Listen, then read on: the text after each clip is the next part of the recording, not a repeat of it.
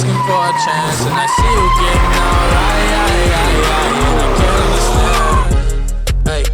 What is up, Matoir fam? Welcome back to the channel. Welcome back to another video. For those of you that don't know, my name is Antonio Matoir and I own a 2017 BMW 340i. So in today's video, we will be installing a P3 gauge. I've been waiting for this install for a while now. So huge shout out to Keys Motorsports and P3 Gauges for getting this gauge out to me. So originally I had ordered the boost analog sensor from Keys Motorsports thinking it was the OBD port with the full control box. So the difference between the two is the boost analog sensor literally only gives you the ability to check your boost along with a couple of other options.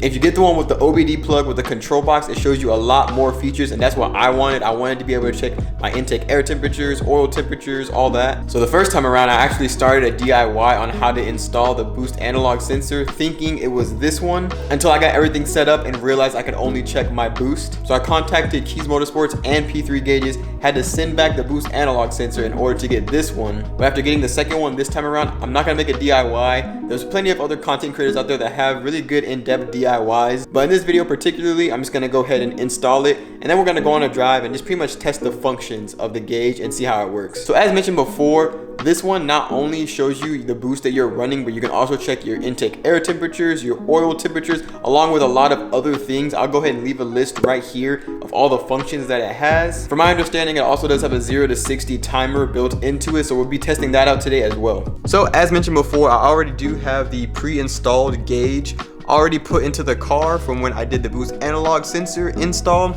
All I need to do is connect the components. So right here, this is gonna connect straight to the OBD system. And then this is the control box that we're gonna connect everything to. So this one is the one that connects straight into your OBD port underneath here. But they do sell a hardwire kit, so that way if you don't wanna occupy your OBD port, you can hardwire it directly to the wires that are connected to the OBD port. So that way the port will just remain empty and you won't always have something plugged in there.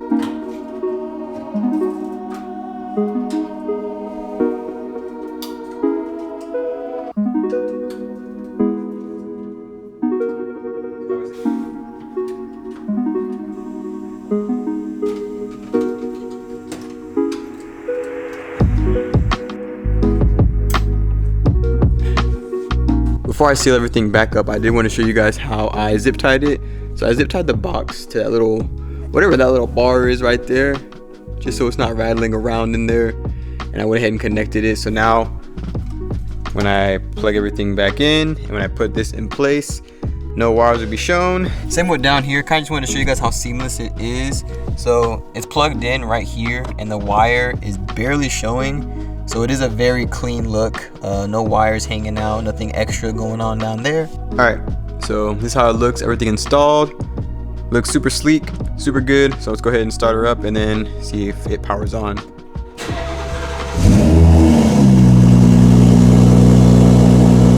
All right, so as you guys saw on startup, everything seems to be okay. And we'll go over all the other functions while we're driving.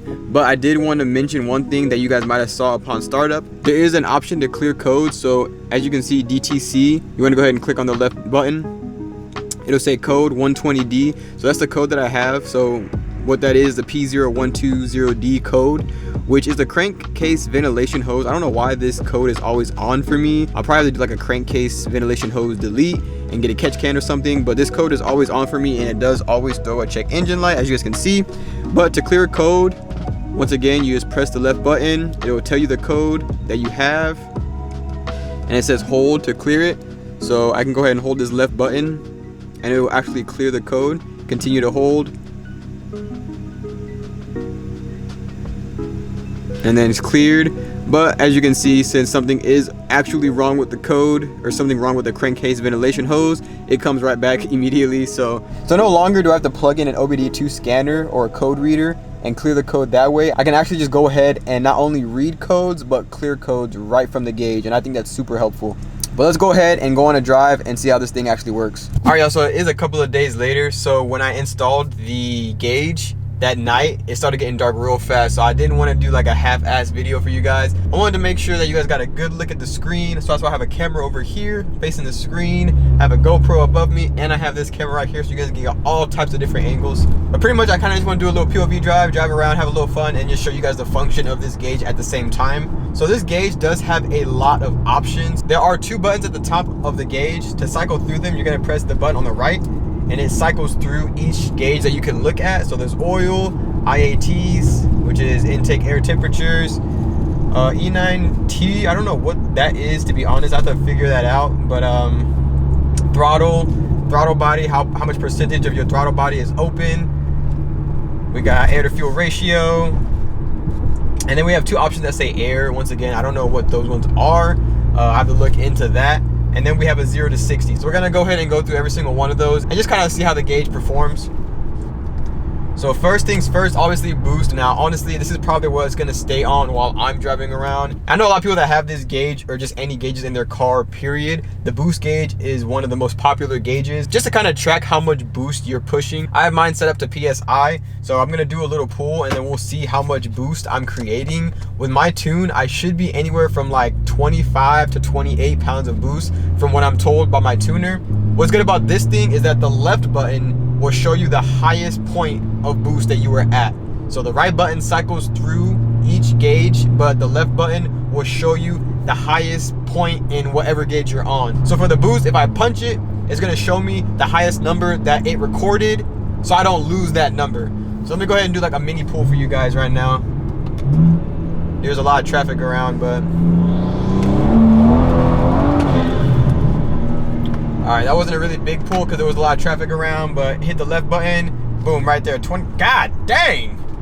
So it looks like on that little pull right there, we got 27 pounds of boost, 27.7 to be exact.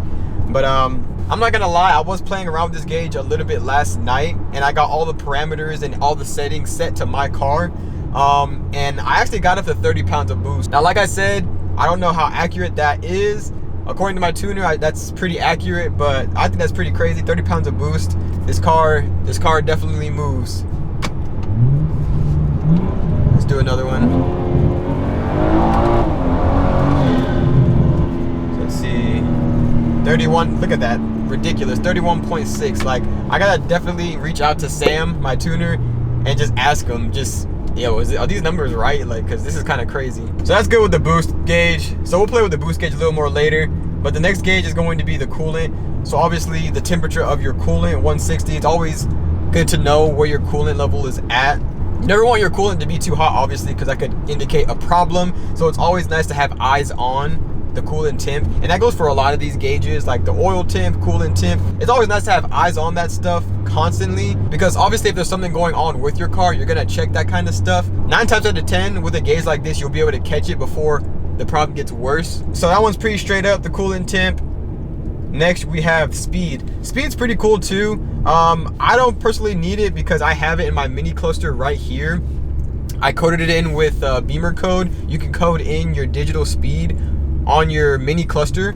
So personally, I probably won't ever have the speed over here shown to my left, just because not only do I have it on my mini cluster, I can also just look at my gauges. I don't have a problem with looking at the gauges. I don't, necessarily need a digital speed readout. So that's a cool function if you don't have it on your mini cluster. But for me personally, I probably won't use that. But I will say for like quarter mile times or something like that, it would be a good idea to have the speed gauge on, because once again, it'll be able to tell you the highest speed that you hit without you having to stare at your cluster to kind of see where you were at, So next we have the battery. This is also another important feature, I would say, because you want to make sure that your battery is always charged, and this is a good indicator to let you know if your battery is going bad.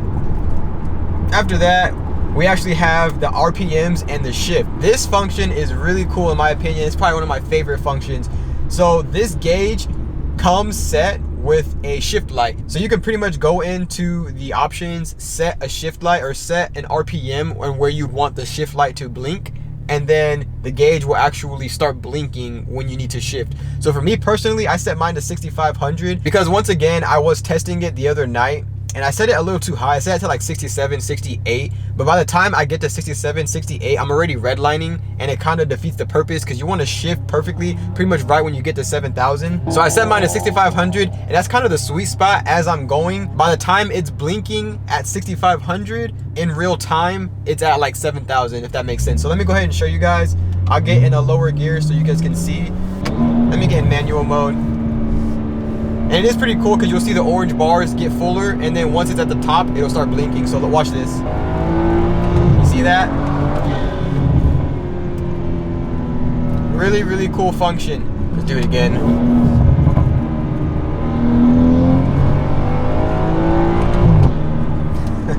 When I'm not running the boost gauge, this is probably another gauge that I'll run just around town, just because, like I said, it is really cool just to see your RPMs go up, see that little orange bar get full, and then just start blinking. Moving on, looks like we have oil temp. Once again, pretty self-explanatory. It's always nice to see where your oil is at and to see if your cooling is actually working. Sometimes my oil temperature will fluctuate from like 200 to 175. I'll get to like 200, 220, and then it'll start cooling down out of nowhere. So that tells me that my cooling system is working pretty well.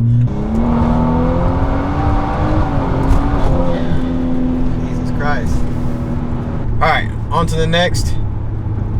We got IATs. It's pretty much the temperature of the air that your intake is sucking in. So you always want those low. I know on the hotter days, especially in the summertime here in Vegas, it gets to like 115, 120 outside. So those IATs are going to be kind of high because it's already hot outside as it is.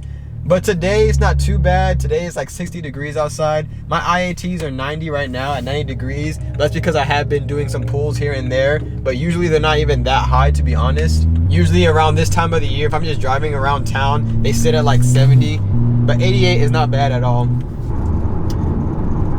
Air to fuel ratio. This is always nice to know too, to see if your car is running lean, to see if you're running too rich.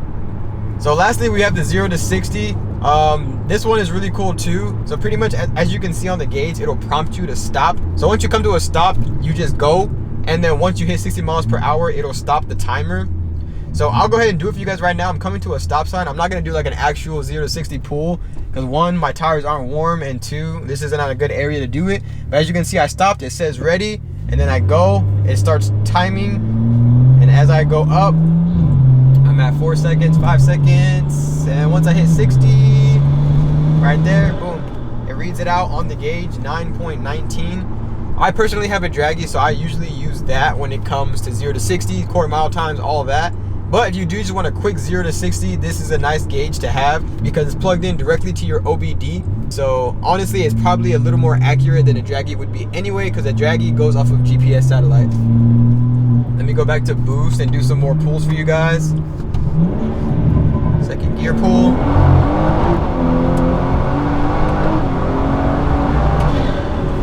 So we'll see for that one, 29.8 pounds of boost.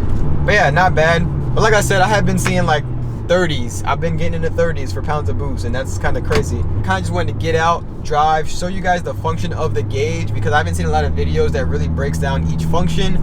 Very easy install. I would say it would take you maybe 30 minutes if you're doing the OBD port, and if you're gonna hardwire it, you can probably add like 10 to 15 minutes onto that. I highly recommend it. Once again, huge shout out to Keys Motorsports and P3 Gauges.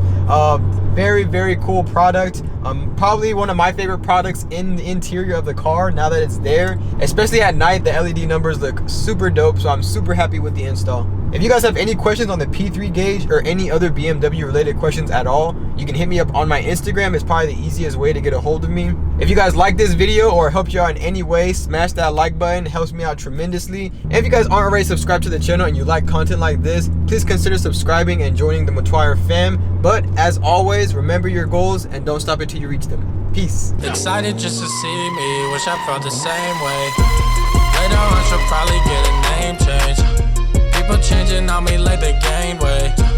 I wish that I waited on the same.